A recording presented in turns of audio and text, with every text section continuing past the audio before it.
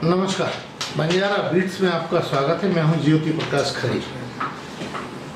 आज हम आपको मिला रहे हैं एक ऐसे फाइनेंशियल एक्सपर्ट से जो बजट की समीक्षा करेंगे। चलिए मिलते हैं आदर्श मिश्रा जी से। नमस्कार मिश्रा जी। नमस्कार सर। मिश्रा जी, जैसा कि आज बजट आया है उस पर तो अपन चर्चा करेंगे ही।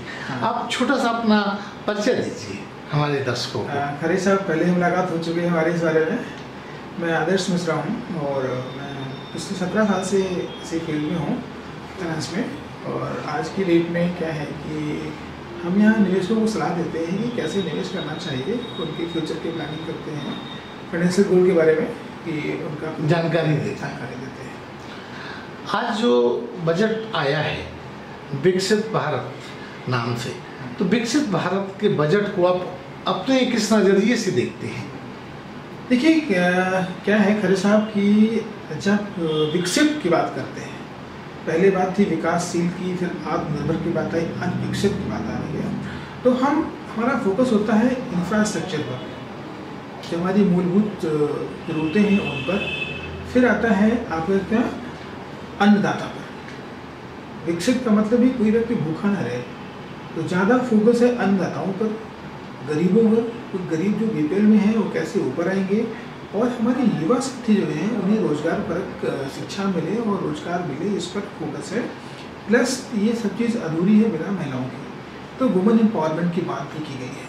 तो ये 4 जो मुख्य उसके बिंदु हैं, अन्नदाता, गरीब, युवा और महिला समूह, इन पर फोकस किया गया है। इसके साथ साथ आगे मेरा सवाल ये है मिश्रा जी कि आम आदमी को इस बजट से उनकी ज़िंदगी पर क्या असर पड़ने वाला है?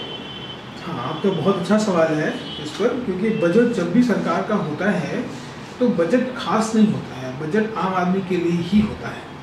क्योंकि जो हमारे बड़े लोग हैं वो तो पैसा कमा देते हैं, नीचे के लोगों को किस तरीके से हम ऊपर उठाएं, कई बार वो हमारी जिम्मेदारी भी होती है, कई बार हमारी मजबूरी भी होती है।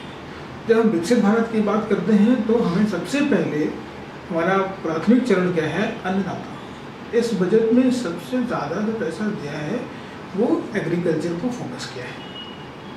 रक्षा के बाद जी, रक्षा क्या होता है? रक्षा नॉर्मली हर कंट्री में सबसे बड़ा बजट होता है, उसी के हिसाब से हमारा भी देश की सुरक्षा को मद्देनजर तो वो बजट तो हमेशा रहता है।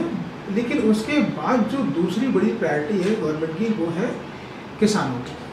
तो किसानों के लिए इस बार उन्होंने खास तौर से जो ऑयल सीड है, हम आप देख रहे हैं खाने के तेल की बहुत दिक्कत हो रही है, बहुत महंगाई बढ़ रही है, उस पर गवर्नमेंट ने विशेष तौर से पे इनको सब्सिडी भी दी है और भी चीज़ें की हैं, किसानों के लिए बहुत कुछ किया है।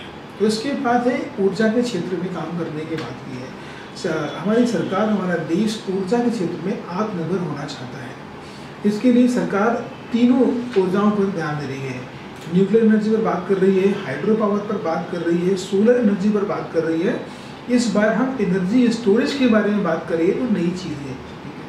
और इसी के साथ साथ सरकार ने एनटीपीसी और बीएचईएल के साथ मिल करके 800 मेगावाट का प्रोजेक्ट भी बनाएंगे, जिसका काफ़ी अच्छा पैसा एलोकेट किया है, तो वहाँ पर भी हम देंगे।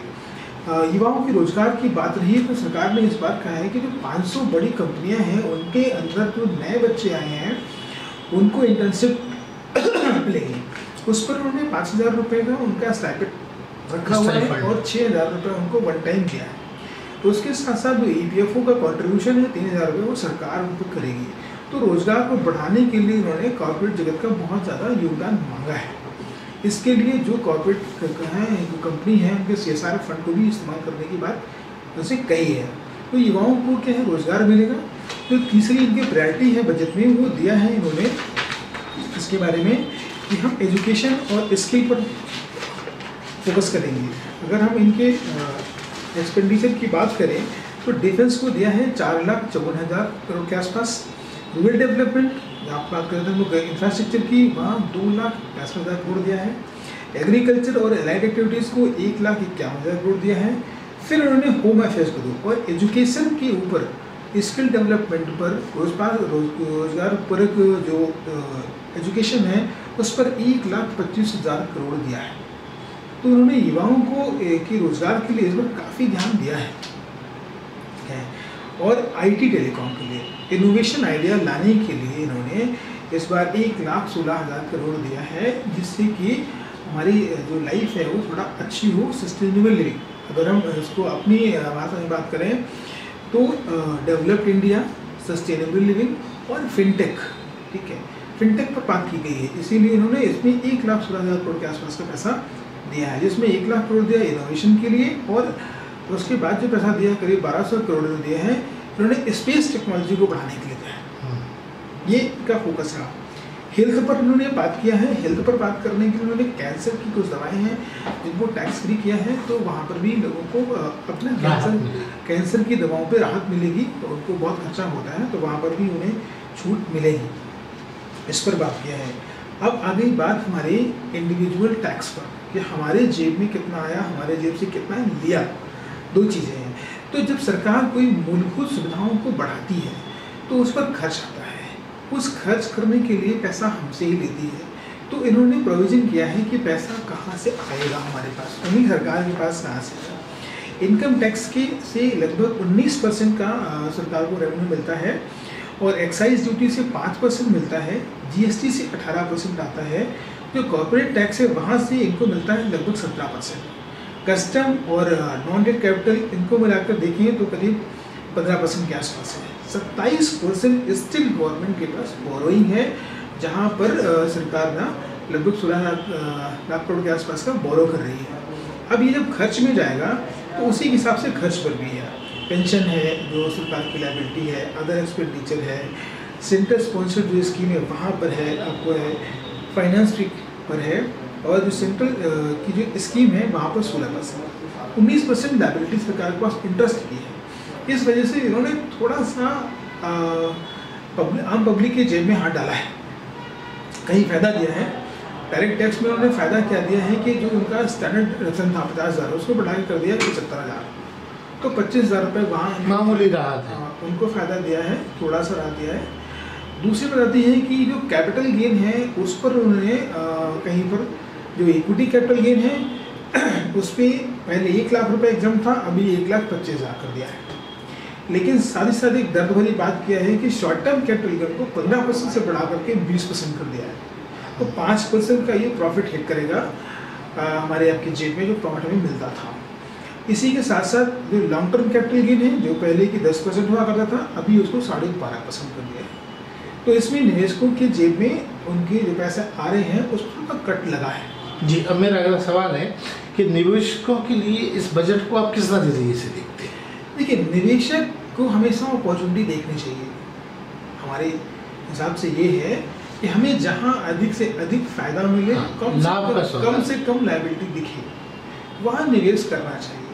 तो आज की डेट में इंफ्रास्ट्रक्चर, पावर, एजुकेशन, एग्रीकल्चर, इन सारी जगहों पे सरकार का विशेष फोकस है।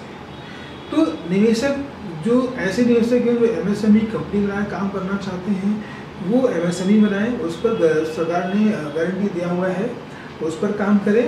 और जो म्यूचुअल फंड के निवेशक हैं, जो इक्विटी मार्केट के निवेशक हैं, वो भी थोड़ा सेक्टर के हिसाब से ध्यान दें कि जैसे सरकार का ध्यान है एनर्जी पर, सरकार का ध्यान है इंफ्रास्ट्रक्चर पर, सरकार का ध्यान है एजुकेशन पर, और इस बजट में सबसे ज़्यादा प्रमोट किया है कंजम्पशन पर कि अगर एग्रीकल्चर को पैसा देंगे तो वहाँ से कंजम्पशन बढ़ेगा। तो इन सारी स्कीमों की तरफ निवेशकों का रुझान होना चाहिए और बिना किसी भी एक्सपर्ट एडवाइस के निवेश करना कई बार अच्छा नहीं होता, खतरे का सौदा हो सकता है। मेरा अगला सवाल है अमित जी, निवेशकों को, चूँकि आप निवेश मुद्दों से जुड़े हुए हैं, तो निवेशकों को आप जो मशवरा आप देना चाहें सरल भाषा में वो क्या होगा? निवेशकों को बाजार का ध्यान रखना चाहिए और जहाँ जहाँ सरकार का अलाइनमेंट है, जो जहाँ सरकार खर्च कर रही है वहीं पर निवेश करें। मैं निवेशकों से आग्रह करूँगा कि वो जब कभी भी निवेश करना है ना, तो एक फाइनेंशियल एक्सपर्ट से सलाह लेकर करें। दो जैसे सीए की तरफ से भी लें और फाइनेंशियल एक्सपर्ट से, कहाँ हम ज़्यादा पैसे बना सकते हैं। तो उनको आज की डेट में अगर हम फंड की बात करें तो इंफ्रा है, पावर है, आपका मैन्युफैक्चरिंग क्षेत्र में काफ़ी संभावनाएं हैं। और अगर निवेशक थोड़ा सा कंजर्वेटिव है, उन्हें इसका आइडिया नहीं है, तो अभी मार्केट में बहुत सारी स्कीम्स हैं। जैसे एक मल्टी एसेट एलोकेशन फंड आता है, जिसमें ऑटोमेटिक इक्विटी डेट होल्ड का एलोकेशन रहता है। तो अगर ऐसे निवेशक हैं जिन्हें थोड़ा सा कम रिटर्न चाहिए लेकिन चारों का फायदा एक साथ लेना है तो मल्टी एसेट एलोकेशन की तरफ जा सकते हैं। उसमें इक्विटी डेट का भी रेशियो मेंटेन रहता है, ये भी उनके लिए अच्छा होगा। एफडीआर से थोड़ा सा अवॉइड करें, अगर ज़रूरत नहीं है पैसे की, शॉर्ट टर्म के लिए पैसा चाहिए तो आप फिक्स डिपॉजिट में आप पैसा रख सकते हैं। ठीक है, तो आप अपने पैसे को चारों बकेट में रखें, एक जगह रखने से नुकसान कभी हो सकता है। तो एज एन फाइनेंशियल एक्सपर्ट मैं सलाह दूंगा कि वो पैसे को हर जगह बराबर रखें, कैपिटल गेन का ध्यान जरूर रखें और अगर नई बात समझ में आती है तो फाइनेंशियल एक्सपर्ट से सलाह लें। हमारे ऑफिस में आ सकते हैं वो, अभी हमारा नंबर और मेल आईडी आपको डिस्प्ले हो जाएगा स्क्रीन पे। ठीक है, तो हमें कॉल भी कर सकते हैं, मैसेज कर सकते हैं, मेल पर भी लिख सकते हैं। तो ये हमारा बेसिक काम है, सलाह देना। तो आप सबका स्वागत है।